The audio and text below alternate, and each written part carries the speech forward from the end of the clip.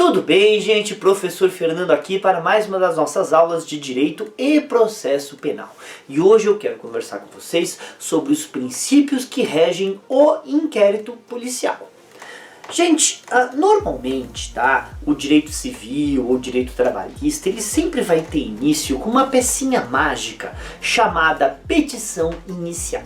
A petição inicial é quando você traz a lide para a apreciação do Poder Judiciário e assim dá início ao processo. Porém, o direito criminal tem uma pecinha antes dessa petição inicial, que é a investigação. Na verdade, se a gente quiser ser bem abrangente, o processo penal realmente vai começar com o crime. É claro que a gente tem as diferenças de ação pública e ação privada. E tem vídeo aqui no canal sobre isso, se vocês quiserem ver os tipos de ação penal para entender melhor essa orientação. Então marquem isso, O processo criminal vai ter uma fase anterior chamada inquérito policial, que tem início com o crime. Mas o que é esse inquérito policial, professor? Olha, gente, muito simples, O inquérito policial é um procedimento administrativo com o intuito de conseguir provas para o sucesso da ação penal. Bem simples. Se a gente pensar que a polícia, vai investigar os fatos para conseguir trazer a verdade à tona, conseguir descobrir o que aconteceu. E vamos deixar claro. Não é obrigação da polícia, do promotor ou do juiz colocar gente na cadeia. Não é isso. A obrigação da polícia é conseguir provas da materialidade do crime, tudo bem? Ou da autoria. Ou melhor, conseguir provas que tragam, que possam saber o próximo da verdade. E isso é o que significa veredicto. Verdade. E aí, a parte do promotor nisso tudo é averiguar o que foi descoberto nessa investigação policial e baseado nesses fatos, nessas provas, certo? Descobrir se ali existem indícios que realmente existiu o crime, a materialidade, ou se a polícia realmente tem ali, o investigado pela polícia é sim possivelmente o criminoso. Então o promotor de justiça não está encarregado em simplesmente processar as pessoas, ele está encarregado em fazer justiça, caso tenha indícios de que houve um crime. E aí ele leva para o juiz, e o juiz deve descobrir a verdade e sentenciar de acordo com a lei. Tudo bem? Deu para entender essa lógica? Então vamos lá. Então o inquérito policial vai ser um procedimento administrativo.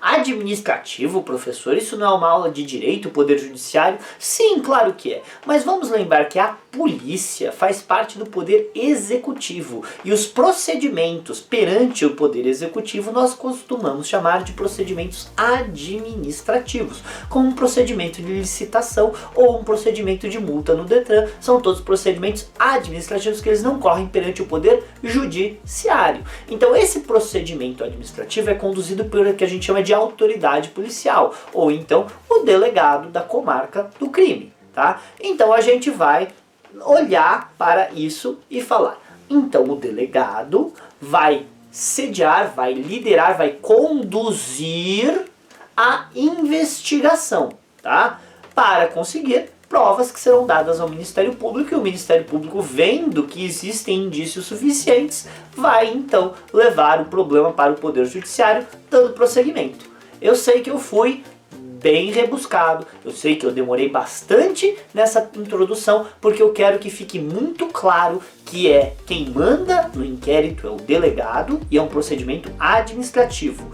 Como o delegado faz parte do poder executivo, o promotor faz parte do Ministério Público, que também é poder executivo, mas com a sua própria identidade funcional, e o juiz é do poder judiciário, não existe real nível hierárquico, de acordo com a lei, entre essas três autoridades. É claro que o delegado faz os pedidos do promotor e do juiz, e a gente sabe que quem realmente deve cuidar ali no nível da lei para ter certeza que tudo está correndo perante a lei vai ser o juiz perante, certo, a sua própria competência. Mas quem manda no inquérito é o delegado. Tendo dito isso, vamos aos princípios do inquérito policial. Gente, eu estou com a minha colinha aqui para eu não esquecer nenhum princípio, tá?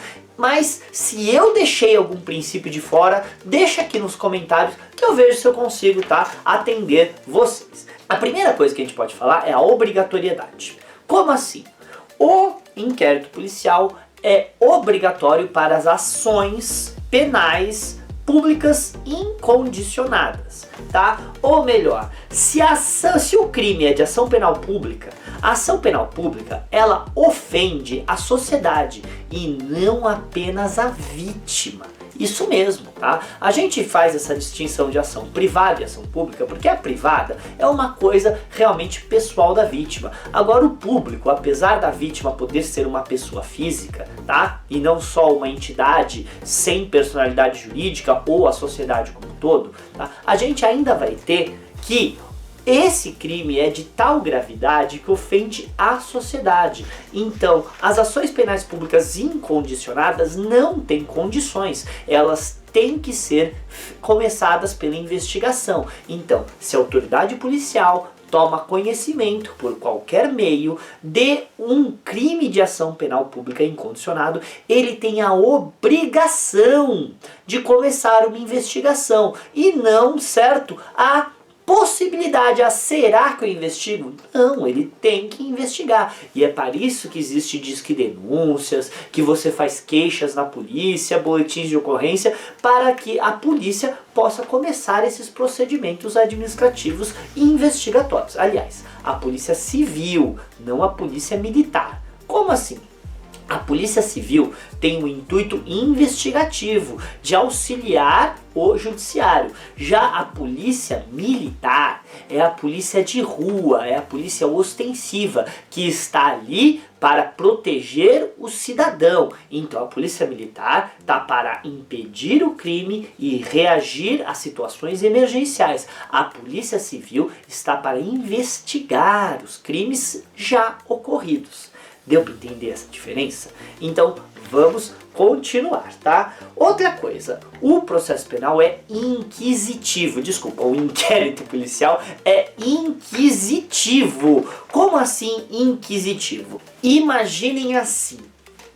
Perante o poder judiciário, você tem que estar representado por um advogado para ter certeza que a sua defesa técnica está sendo feita de acordo com todos os artigos e direitos que você tem na lei e na Constituição. Porém, perante o inquérito policial, que é um procedimento administrativo, você não necessariamente é obrigado a ter um advogado, porque não existe obrigatoriedade no contraditório e na ampla defesa em sede de investigação policial.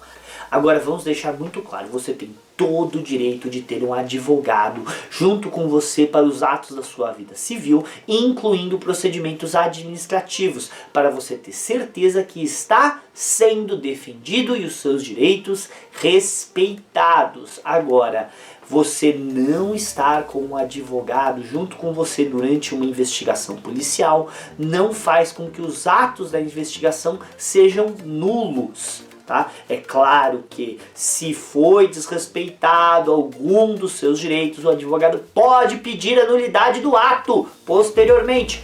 Pode, mas não é obrigatório ter o advogado. Então, se eu tiver que falar, o princípio da inquisitividade ou unilateralidade, você também acha esse nome na doutrina, é falar que o contraditório e a ampla defesa não são obrigatórios. Agora lembrando, obrigatório e proibido não são a mesma coisa. Oficiosidade. Gente, o princípio da oficiosidade, ele sai do princípio da obrigatoriedade, que é basicamente você falar que a autoridade policial tem obrigação ex officio com as ações penais públicas incondicionadas. Ou melhor, ninguém precisa pedir, ele tem que fazer e simplesmente investigar nesse tipo de ato, oficiosidade. Indisponibilidade. Gente, agora nós estamos falando que a autoridade policial não tem competência para mandar arquivar as suas próprias investigações. Como é que é, professor? Você acabou de falar que quem manda é o delegado e ele não pode mandar arquivar? Não, porque ele não toma decisões, ele apenas investiga. Quem toma decisões do que vai ser feito com a investigação policial é o promotor ou o juiz, tá? Mas não o delegado. Então a autoridade policial não pode dispor da ação quando ela percebe que está lidando com um inocente ou sequer que não existiu um crime. Sim, gente, é possível que o crime não tenha existido, mas aparenta existir. Como assim? Imagine que a polícia militar está fazendo sua ronda pela rua e vê dois jovens num parque escuro no meio da madrugada com um belo saquinho de coisas, ervinhas verdes na mãozinha. Para qualquer pessoa razoável, você vai olhar e falar: haha, tem algo errado nesse saquinho. E aí é dever do policial, tá? Quando vê um crime aparentemente sendo executado, dar a ordem de prisão em flagrante. E aí ele leva as pessoas para a autoridade policial e vamos investigar. E aí que vem a parte de fazer prova. Por quê? Porque se você tem suspeita que tem alguma coisa errada dentro daquilo, você tem que descobrir o que tem dentro do saquinho. E aí então vão ser feitos exames toxicológicos. E se você descobrir que ali dentro tinha o quê? Orégano. Mas professor, por que diabo dois jovens estariam andando com um saquinho de orégano no meio da madrugada? Olha, gente, as explicações são diversas, mas não pode esquecer que eles podem achar que estão cometendo um crime e achar que tem substâncias ilegais, mas eles podem ter sido ludibriados pela pessoa que lhes entregou aquilo. Afinal de contas, golpe na praça tem de todos os tipos. E, tá, pessoas são enganadas todos os dias, é por isso que nós temos que tomar muito cuidado com os atos que fazemos. E já que eu estou falando isso, por favor, não usem substâncias ilegais, isso não ajuda nada e ninguém, tá? Mas a questão é que, por mais que esses jovens acreditassem estar cometendo um crime, eles não estavam. Tudo bem? E aí então que vai o que a gente chama de crime putativo. Eles não estavam cometendo crime e quando a autoridade policial percebe isso, ela não pode simplesmente chegar e falar: olha, era orégano, encerra a investigação. Não, não é ela que faz isso. Ela tem que chegar, colocar as conclusões dela nos autos do inquérito e quem vai pedir o arquivamento vai ser o promotor e quem vai dar o arquivamento vai ser o juiz. Disponibilidade. Pera aí, professor, você acabou de falar o princípio da indisponibilidade, agora você está no princípio da disponibilidade? Não fui eu que criei esses nomes, gente. A questão é que o princípio da disponibilidade não é falar que, então pode mandar parar. Não, não é isso. Se o promotor ou o advogado da vítima percebem que a investigação já chegou ao que eles entendem como necessário para começar a ação penal, você pode adentrar com a denúncia-queixa. Denúncia e queixa, professor? Petição inicial no processo penal, tá? Então, você pode adentrar com a denúncia e com a queixa no Poder Judiciário antes do fim das investigações. Então, ainda existem atos a serem feitos perante a autoridade policial, mas nós já entregamos a denúncia e a queixa. Não tem problema de você ter a ação penal começada sem o inquérito ter necessariamente terminado. Escrito. Professor, você está falando para mim que tem um princípio chamado escrito, que fala que tem que ser escrito? Eu tô. Por quê? Por causa que, vamos deixar claro, a lei tem que ser clara. De acordo com o princípio da legalidade da Constituição Federal, do artigo 37, a autoridade pública tem que fazer tudo que está na lei e não ser discricionária quanto o que ela acha certo. Então, tá na lei que as coisas têm que ser colocadas no papel, tem que ter um procedimento formal, tá? As coisas não podem ficar ao léu. Então, todos os passos dados na investigação têm que ser colocados por escrito nos documentos. Vamos lá, gente, estamos acabando. Sigiloso. Gente, é uma investigação.